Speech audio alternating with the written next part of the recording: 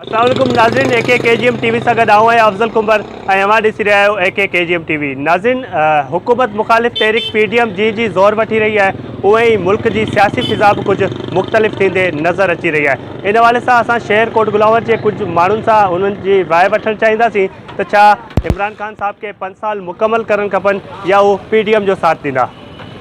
इमरान खान साहब के मतलब क्या वजह है? वजह सब खां पहिरीं त महांगाई आहे जेको ग़रीब आवाम ते एॾो वॾो बोझ आहे जेको बर्दाश्त नथी करे सघे। जॾहिं खां इमरान खान आयो आहे तॾहिं खां तव्हां ॾिसी सघो था ख़ुदकुशियुनि जो जेको रेशो आहे तमामु वधी वियो आहे। जी 5 साल पूरे करने चाहिए। इमरान खान साहब को हाँ जी, उसकी गवर्नमेंट बिल्कुल सही जा रही है। बिल्कुल सही जा रही है। अच्छा जी जी हाँ, क्या मतलब छाजे करे घर में महंगाई वधी वई आहे। जी हर शइ मथे थी वई आहे, मज़दूरी घटि थी वई आहे, मजदूरी घटि थी वई आहे, जाम घटि थी वई आहे। अच्छा तव्हां छा चओ इमरान खान साहब खे घर वञणु खपे या 5 साल पूरा करणु खपनि? न भाउ, हुनखे घर ई वञणु घुरिजे, जी हुनखे घर वञणु घुरिजे। घर वञणु खपे जी इमरान हाँ। खान साहब खे। छा असल रीज़न्स छा आहिनि, छाजे करे घर रिज़ल्ट छा ॿुधायूं हाणे मूंखे ॿुधायो। हीअ हाणे जेको असां 300 रुपए जो असां पहिरियों वठंदा हुआसीं मण, हाणे उहो थी वियो आहे 2200 रुपया 2300 रुपया मण अटो थी वियो आहे। असां ग़रीब माण्हू बेरोज़गार किथे वेठा आहियूं, न मज़दूरी जो हाल आहे, न का ॻाल्हि आहे, न को मड़ आहे। अच्छा जी ऐं हिते उहो मज़दूरी वधाइण लाइ बि का ॻाल्हि कोन्हे, न कुझु आहे। असां ग़रीब आवाम जेको परेशान जाम आहियूं। अच्छा जी जी हा, मतलब इमरान खान साहब खे बिल्कुलु हाणे घर वञणु खपे। घर वञणु घुरिजे। अहिड़े माण्हू खे घर वञणु घुरिजे जेको महांगाई करे वेठो आहे। कहिड़ी मूंखे ॿुधाए नई पाकिस्तान ठाही आहे। नई पाकिस्तान हुनखे चइजे जेको चइजे बाबा सस्ताई कई आहे। असां सस्ताई कई आहे, माना 3 किलो माना कटो माना अटो घटि करे छॾियो आहे, खंडु बि घटि कई आहे, तेल आहे, मेट आहे, जेको बि शइ आहे असां माना रेट किराए छॾियो आहे। त इनजे करे हू जेको रेट सही न आहिनि। असांखे जेको इंसाफ़ खपे ग़रीब आवाम जे लाइ, जेको माना रेट खंडु आहे, अटो आहे, गिहु आहे, लूणु आहे, मिर्च आहे, इहो घटि रेट हुअणु घुरिजे। असां खे हिकिड़ो साहब खे 5 साल पूरा करणु खपनि या को PDM जे मौक़फ़ सां गॾु उन्हनि खे घर वञणु खपे? ना साईं, PDM जो मौक़फ़ तो आहे करप्ट माण्हुनि सां गॾु जो टोलो आहे। अच्छा जी जरदारी 5 साल पूरा कया, नवाज़ शरीफ 5 साल पूरा कया। इंशाल्लाह इन जो भी इमरान खान जो भी हक़ है 5 साल पूरो करण जो। अच्छा जी ही माण्हू शरीफ माण्हू आहे, करप्ट माण्हू कोन आहे, मुल्क जो वफ़ादार माण्हू अथई। इन जो हक़ आहे इन जो 5 साल पूरा करण जा। अच्छा ही जेको PDM पैनल आहे पूरो हिननि जो ही सभु ठगनि जो टोलो आहे। सियासी जमायतूं हिननि सां सभु टोटल ठग आहिनि, टोटल ठग। बार बार इहो चए थो वञे त भई जेको आहे ही आवाम जो मैंडेट चोरी कयो वियो आहे, जाली हुकुमरान आहिनि ऐं जेको आहे आवाम जो मैंडेट चोरी करे जो आहे ग़लति तरीक़े सां। साईं ही पाण चोर आहिनि, मुल्क जा दुश्मन आहिनि, सम्झा। और हिननि खे सज़ा मिलणु खपे, हिननि खां वसूली करणु घुरिजे। ठीकु आहे। सर की पहले सोचा है इमरान खान साहब के जो 5 साल पूरा करणु खपनि या PDM जो साथ ॾींदा था? हक़ आहे इनखे 5 साल पूरा करणु खपे। अच्छा सर हाँ, जेको भी पार्टी अचे XYZ जेको भी अचे उनखे क्रेडिट मिलियो आहे तो उनजो 5 साल हक़ आहे उनजो। अच्छा जी 5 साल अच्छा इसी तरफ जेको PDM पारां PDM जो जेको पैनल आहे उनमें मुख़्तलिफ़ जमातूं सियासी जमातूं जेको मुख़्तलिफ़ माना जी जी पार्टी थी वई मोदी थी वई, ठीकु आहे उन्हनि पारां इहो बार बार चए थो वञे त हीअ आवाम जो जेको आहे मैंडेट चोरी कयो वियो आहे ऐं जेको आहे जाली हुकुमरान आहिनि जे बारे में भई ही तो इन्हनि जो पंहिंजो जेको मुस्तक़ इहा वेठा आहिनि इन्हनि जो ख़्यालु आहे न, आवाम जो ख़्यालु तो न आहे न। आवाम जो ख़्यालु तो इहो ई आहे की हीअ असां वास्ते सही आयो आहे, इनखे मौक़ो ॾियो तव्हां तो तव्हांखे कुझु कमु करे। तव्हां मौक़ो ई कोन था ॾियो और तव्हां हुले गुले में इन जा 2 साल ज़ाया करे छॾिया आहिनि। हाणे ही आयो आहे हिन 2.5 साल तक़रीबन करे वरिता आहिनि, ठीकु आहे। ऐं हींअर कुझु महांगाई में बि 20% कुझु न कुझु रिलीफ मिलियो आहे माण्हू। हाणे मुंहिंजो चवण जो मक़सदु इहो आहे त भले ई 2.5 साल अञा पूरा करे ॿिया 5 साल पूरा करे 5 साल पूरा करे वरी इलेक्शन थींदो त हिनखे मुल्क खे माना अरबें रुपयनि जो वरी ख़र्चो आहे, ठीकु आहे। त इहो बि माना हिकिड़ो मुल्क जे लाइ नुक़सान वारी ॻाल्हि आहे त ही माना पंहिंजा 5 साल पूरा करे वठे, हुन खां पोइ इलेक्शन वरी थींदो हुन में रिज़ल्ट अची वेंदो। अर्ज़ु इहो आहे त 5 साल इमरान खान जेको हिन 2.5-3 साल जेके गुज़ारिया आहिनि ऐं एतिरा तंग हालात इन माण्हुनि जा थी विया आहिनि तो माण्हुनि खे खाद ख़ोराक खाइण खां बि जेको ॾाढी किलत थी वई आहे। अटो ॾिसो, खंडु ॾिसो, गिहु ॾिसो, दाल चांवर ग़रीब जे वठण खां जेका आहे न इहा ॻाल्हि जेका आहे आसमान सां ॻाल्हियूं करे पई।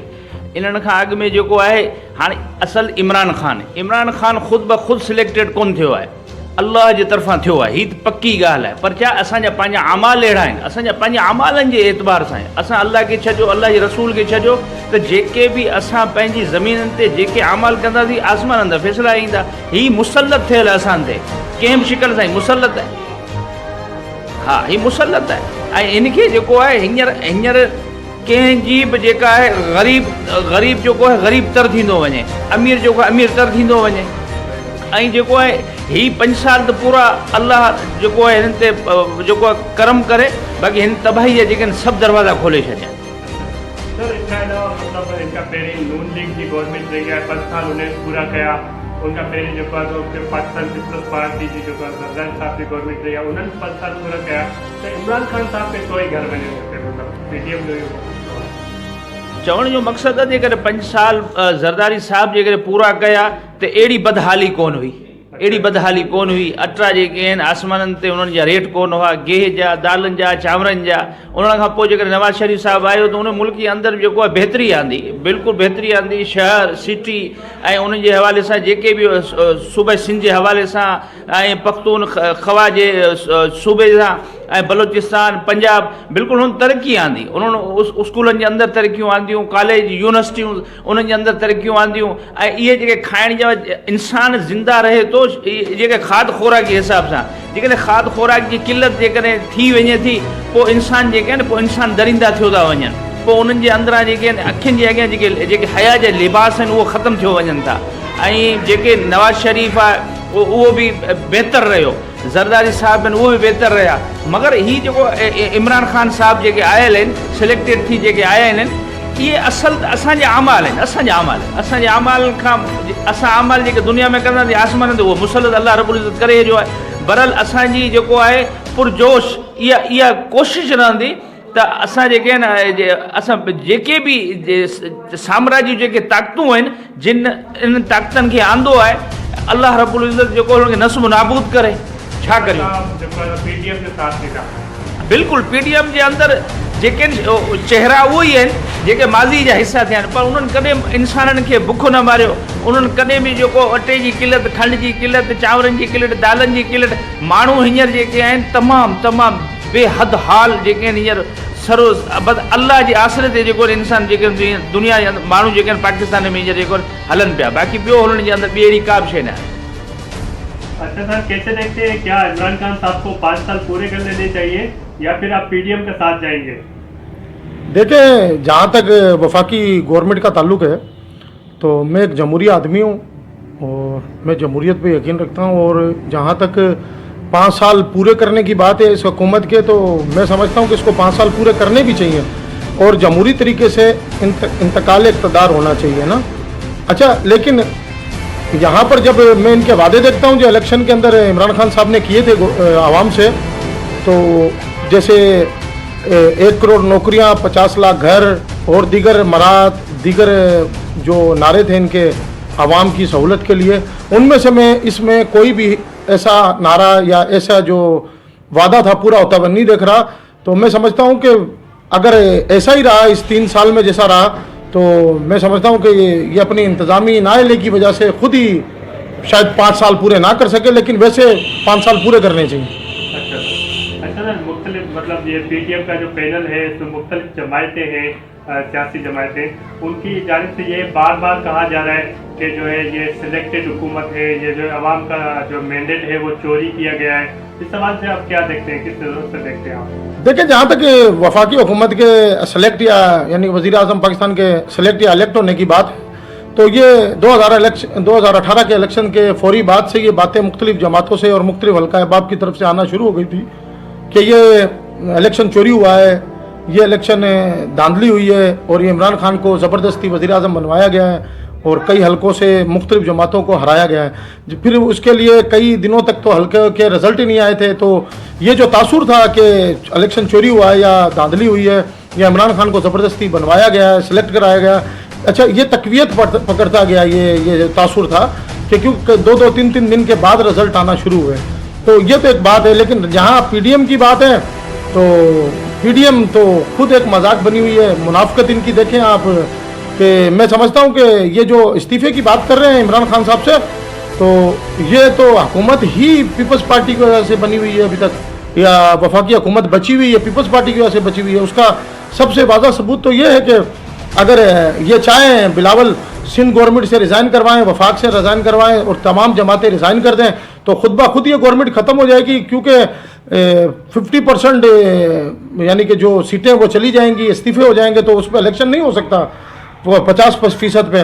अभी यहाँ पर ये हुकूमत के जाने की बातें तो कर रहे हैं, लेकिन सिंध हुकूमत में 12 साल से ये खुद हुकूमत में विराजमान है। साल पूरा करणु खपनि। एहतिसाब जो जेको अमल आहे इहो पूरो हले। जेसि ताईं एहतिसाब जो अमल पूरो न थींदो तेसि ताईं कुझु बि न थींदो। ऐं ही भॼणु चाहिनि था पर हिननि खे भॼण कोन ॾींदासीं असीं। जाहिर बात है, कोई जख्म या बीमारी होती है तो उसका इलाज किया जाता है, ऑपरेशन किया जाता है, तो उसके लिए मरहम पट्टी भी होती है, तो तकलीफ होती है मरहम पट्टी में। अच्छा जी। तो अभी जो महंगाई या वो जो चीज़ चल रही है वो सारा कुछ उसी का असर है। जब अच्छाई की तरफ जाते हैं तो तकलीफें उठानी पड़ती है, और ये तकलीफें आर्जी हैं। पीडीएम जो है वो एक चोर टोला है। अच्छा जी। पूरे मुल्क को लूट के खा के 30 साल से जो है। अच्छा जी। इसके अलावा सर पीडीएम की तरफ से जो पूरा पैनल है इनका, पीडीएम का मुख्तलिफ जो सियासी जमातें इनके साथ हैं, तो इनकी जानिब से बार बार ये कहा जा रहा है कि ये जो है चोरी, मैंडेट चोरी करके जो है इनको लाया गया है, अवाम का मैंडेट चोरी किया गया है। इसके बारे में आप क्या कहेंगे? देखिए, अवामी मैंडेट चोरी तो 2013 के इलेक्शन में हुआ था। अच्छा जी। जिसके बाद इमरान खान के 5 साल पूरा करणु।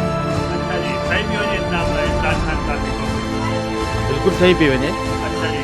मतलब जेके वाइदा कया नौकरी में अनेक वाइदा कया पूरा थींदे तव्हांजी नज़र अची रहिया आहिनि? इंशाल्लाह थींदा, बिल्कुल थींदा। अच्छा जी। हाँ। ॾिठो ऐं माण्हुनि बि ॾिठो अच्छा त ग़रीब जो केर ई कोन थियो। इमरान खान ठुप असांखे बुख मारिया, न असांखे रहण जी घर, न असांखे खाधे खे मानी, न असां वटि एतिरो पैसो न जो माण्हू को ॿार खे वञे सुई हणाए। सम्झे न, इहा इमरान खान चङी कोन कई। इन खे कढण खां अॻु वक़्तु उहो भली हुई। हा, उहा भली हुई। दरदार जी हुकूमत सही हुई। हाणे त बुख मरियूं था, केरु उधारो नथो ॾे।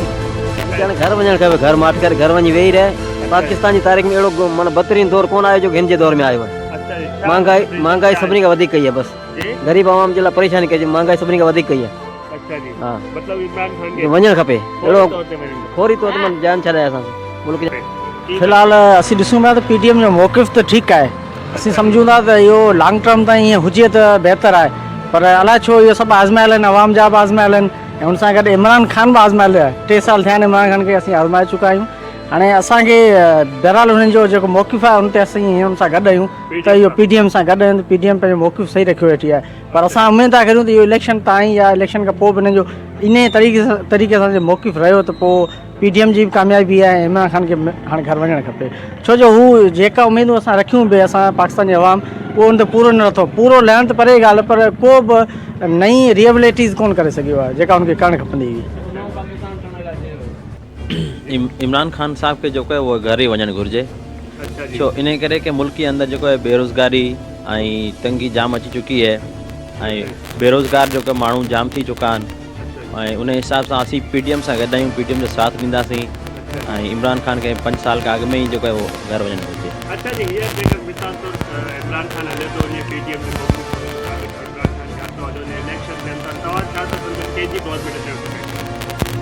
गवर्नमेंट तो वो तो वक्त ॿुधाईंदो कंहिंजी ईंदी, लेकिन हींअर जेके हालात तंग थी चुका आहिनि, माण्हू जेको गुरबत जे अंदरि पंहिंजो पाण खे ख़ुदकुशी करे रहिया आहिनि ऐं आवाम बेरोज़गार थी चुकी। जेतिरा बि वाइदा कया वाइदा जेके इन जे ख़िलाफ़ु निकिता आहिनि, को बि वाइदे ते कोन उतरियो आहे ऐं माण्हू जेको अटे ते परेशान थी रहिया आहिनि। खंड जो रेट ॾिसो, अटे जो रेट ॾिसो ऐं उनजे अलावा जेके बि वाइदा कया किरोड़ नौकरियुनि जा, किरोड़ घरनि जा, कंहिं बि वाइदे जे एतबार सां ही इमरान खान कंहिं वाइदे ते पूरो कोन्हे उतरियो।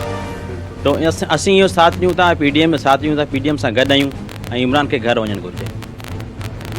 नाज़रीन, केजीएम टीवी जे प्लेटफॉर्म तां मुख़्तलिफ़ माण्हुनि जा व्यूज़ वरितासीं, मुख़्तलिफ़ माण्हुनि पारां मुख़्तलिफ़ क़िस्म जा जेको आहे सो बयान ॾिना विया। हिते जेको आहे सो नाज़रीन असां जेको आहे जे माण्हुनि सां ॻाल्हायासीं त मुख़्तलिफ़ माण्हुनि पारां इहो बि चयो वियो त इमरान खान साहब खे 5 साल पूरा करणु खपनि, लेकिन अक्सरियत उन्हनि माण्हुनि जी नज़र आई जिन पारां इहो चयो वियो त इमरान खान साहब खे पीडीएम जे मौक़िफ़ तहत फौरी तौर ते हाणे घर वञणु खपे। कैमरामैन अनिल मकवाना सां गॾु अफ़ज़ल कुंबर, AKKGM TV, कोट गुलाम मोहम्मद।